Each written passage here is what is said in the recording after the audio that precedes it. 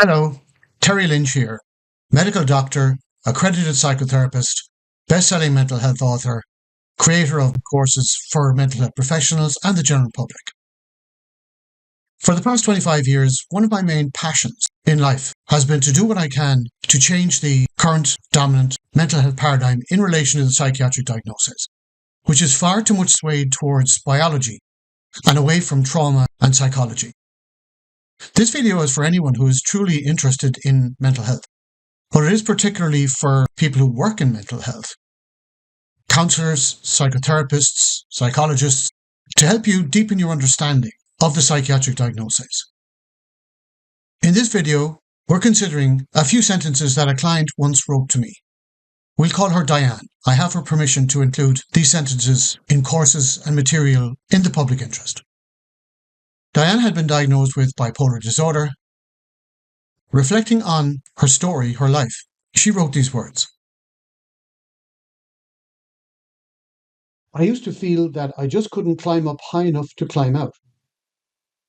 Hence the powerful drive of mania to enable me to do it. As a child, I could access this surge of anger, almost like coming up on a stimulant drug, which would allow me to stand up to an abusive parent, whatever the consequences. As a child, a major power imbalance between the child and the parent in question. Diane sought to diminish this power imbalance with this surge of anger, almost like she's rising up to the same size as the adult. Inside her, she knew that she was honouring herself to some degree, and that any punishment she suffered was less important to her than her honouring herself. So there was a logic, a rationale to this surge of anger, almost like coming up on a stimulant drug. When we humans have had a great deal of wounding in our lives, as Diane had, as has every person I've ever met who has had a diagnosis of bipolar disorder, schizophrenia, and really any psychiatric diagnosis, our sense of self is correspondingly wounded, reduced. And when this is the case, we progressively lose trust. We lose trust in other people, we lose trust in life, and indeed in ourselves. One thing, though, that we tend to increase our trust in is our coping strategies, our defense mechanisms, because at some level they always seem to deliver. And this became a self-protective strategy for Diane. As the years passed, into her teenage years and her 20s, this was one of the main coping strategies in which she trusted.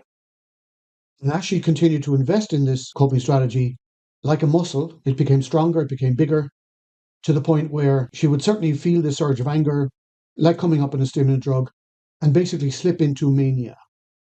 We can see here that the accessing of this surge of anger was a choice, and it was purposeful, allowing her to stand up to someone in an unequal relationship.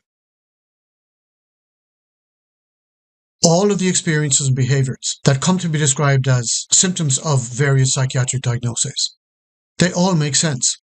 There's a rationale, a logic to every single one of them, including mania.